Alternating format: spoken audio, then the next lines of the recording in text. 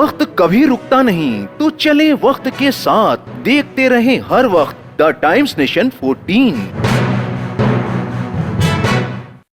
ناظرین، میں ہوں اطہر کاظمی اور آپ دیکھ رہے ہیں دا ٹائمز نیشن۔ آج اردو کی ایک نشست جس میں ایک کتاب کا اجرا کیا گیا، اور اس کتاب کی خاص بات یہ تھی کہ اس میں ایک شاعر اور 3 شاعرات تھیں جنہوں نے اس مجموعے کو شائع کیا ہے۔ اردو کی ترقی کے لیے لوگوں نے اپنے کس طریقے سے خیالات کا اظہار کیا ہے، آئیے پیش ہے ایک رپورٹ۔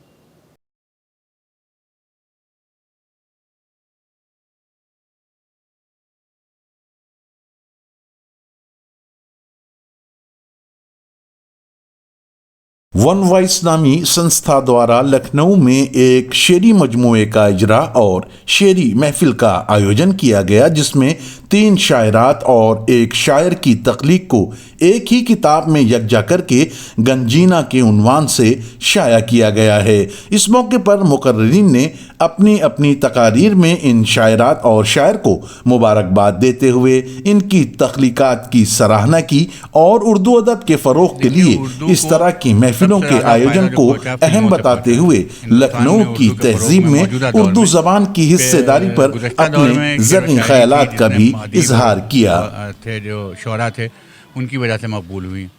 اور ان کے غزلوں کو گانے والوں کی وجہ سے مشہور ہوئی۔ یونیورسٹی سے نہیں پھیلی ہے،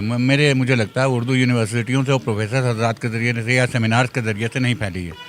وہ پھیلی ہے فقیروں کے ذریعے سے جو غزلیں گاتے پھرتے تھے گلی گلی، وہ پھیلی ہے ان ڈرامہ نگاروں کی وجہ سے جو ڈرامے کیا کرتے تھے شہروں میں، نوٹنکیاں کیا کرتے تھے اور اس میں اردو کے الفاظ اور اردو کی غزلیں، اردو کی نظمیں شامل ہوتی تھیں۔ اس کے بعد فلموں کا دور آیا اور اب جو ہے وہ انٹرنیٹ کے ذریعے سے اردو پھیل رہی ہے۔ انٹرنیٹ پر جتنے اردو کے اخبارات ہیں اتنے آپ سوچ نہیں سکتے، اور اردو کی شاعری کرنے والے، اردو کے پڑھنے والے اور روز بروز بڑھتے جا رہے ہیں، کروڑوں کی تعداد میں ہیں، ہر آدمی جانتا ہے۔ تو جدید ٹیکنالوجی کو اردو نے اپنایا ہے اور اردو اس وجہ سے اس کو فروغ مل رہا ہے۔ تو اس وقت اردو کو پھیلانے کا سب سے بڑا طریقہ یہ ہے کہ اردو کی محبت دل میں ہو اور جدید ٹیکنالوجی کے ساتھ اس کا رابطہ رہے اردو کا، اور جدید ٹیکنالوجی کے ساتھ ہے لوگوں نے قائم کر رکھا ہے، یہاں تک کہ میں نے تو دیکھا عروض، شاعری کا عروض جو سب سے مشکل کام ہے، جو میٹرنگ کرنا اردو کی، اس کی بھی ایک ویب سائٹ بنا دی گئی ہے، اور جو وہ شعراء جو اپنے شعر کو وزن نہیں کر سکتے ہیں، وہ اگر اس پر ٹائپ کر دیں تو وہ بتا دیتا ہے کہ کس بحر میں شعر ہے یا کس وزن کا شعر ہے۔ تو یہ چیزیں جو ہو رہی ہیں یہ بہت اس سے فائدہ پہنچے گا، اور وہ لوگ کر رہے ہیں جن کو، اور خاص بات یہ کہ یہ اس میں وہ لوگ حصہ لے رہے ہیں کہ جن کو پیسے کی طلب نہیں ہے، جن کو شہرت کی طلب نہیں ہے، اردو سے محبت ہے خالی۔ خوشائند بات ہے کہ دیکھیے آج کے نشست میں 4 شاعرات نے ایک مجموعہ، ایک نیا ٹرینڈ دیا کہ 4 شعراء کے خیالات، ان کے جذبات اور ان کی تحریریں ایک جگہ پر ایک ہی کتاب میں آپ کو پڑھنے کو مل گئیں۔ یہ اس بات کا ثبوت ہے کہ اردو کے لیے پورا میدان اسی طرح وسیع ہے، صرف ہمیں اردو کو برتنا چاہیے، اردو کو لکھنا چاہیے، اردو کو پڑھنا چاہیے، کوشش کرنا چاہیے۔ اگر ہم اردو نہیں جانتے ہیں یا ہمارے بچے نہیں جانتے ہیں تو ہم ان کو راغب کریں کہ اردو، خاص طور سے رسم الخط کے بغیر اردو اس طرح ہے جیسے کسی کو کھڑا کر دیا جائے، اس کے جسم پر ایک بھی کپڑا نہ ہو۔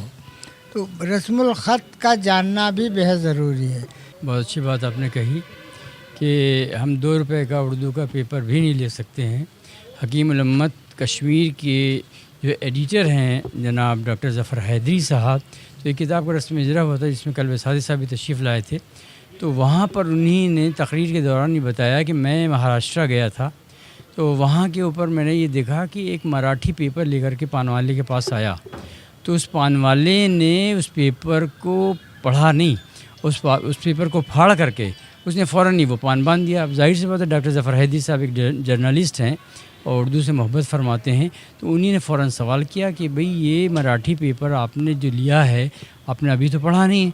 مگر بغیر پڑھے آپ نے اس کو فوراً پھاڑ کر کے اور اس کے اندر آپ نے یہ پان باندھ دیا۔ تو اس مراٹھی کا جواب یہ تھا کہ صاحب میں مراٹھی بول تو لیتا ہوں، پڑھتا تو نہیں ہوں، مگر اپنی مراٹھی کے پیپر کو فروغ دینے کی وجہ سے میں اس پیپر کو خریدتا ہوں. تو یہ جذبہ اگر مسلمانوں میں ہو جائے کہ اگر ہم 2 روپے کا یا 3 روپے کا پیپر خرید لیں, اگر 2 روپے کا پیپر ہے تو 60 روپے کا خرچہ ہے, اگر 3 روپے کا پیپر ہے روز کا تو ایک 90 روپے کا خرچہ ہے, جبکہ وہ لوازمات میں اور فالتو کی چیزوں میں 100 200 500 خرچ کر دیتا ہے. تو یہ جذبہ ہمیں بچوں کے اندر اسی طرح سے پیدا کر سکتے ہیں کہ جس طرح سے مائیں جو ہیں وہ بچوں کو لوریاں سناتی ہیں. دیکھیے یہ بہت چھوٹی سی کوشش ہے, ضرورت بہت زیادہ ہے, اور اردو کی خوبصورتی اور اردو کی قبولیت, چونکہ میں تو دنیا بھر کے ملکوں میں جاتا ہوں تو اس کا ایکسپیرینس تو میں آپ کو یہ بتا سکتا ہوں کہ صرف لکھنؤ کا ہونے کی وجہ سے پتہ نہیں کتنی جگہ مجھے عزت مل جاتی ہے. جب پاکستانی مجھے ملتے ہیں, کبھی کوئی کینیڈا والا ملتا ہے, کوئی کہیں کوئی کسی اور کنٹری کا ملتا ہے, وہ جب وہ پوچھتا ہے اردو تو پہلے تو اردو آتی ہے آپ کو, پھر جب کہتا ہے لکھنؤ تو وہ ہاتھ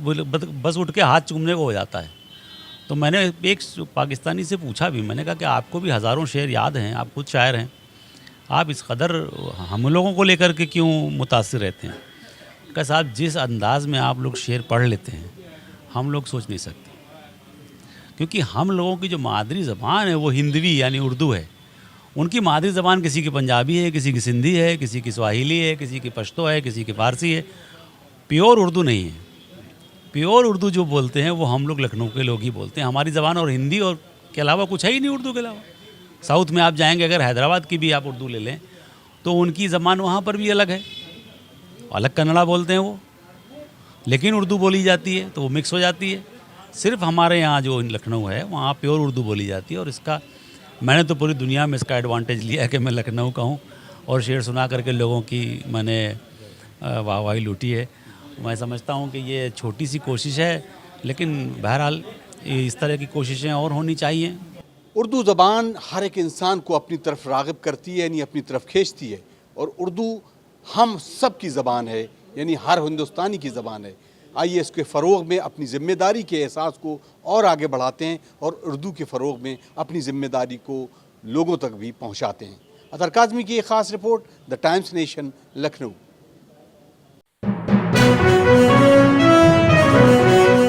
دیکھتے رہیں ہر وقت دا ٹائمز نیشن 14.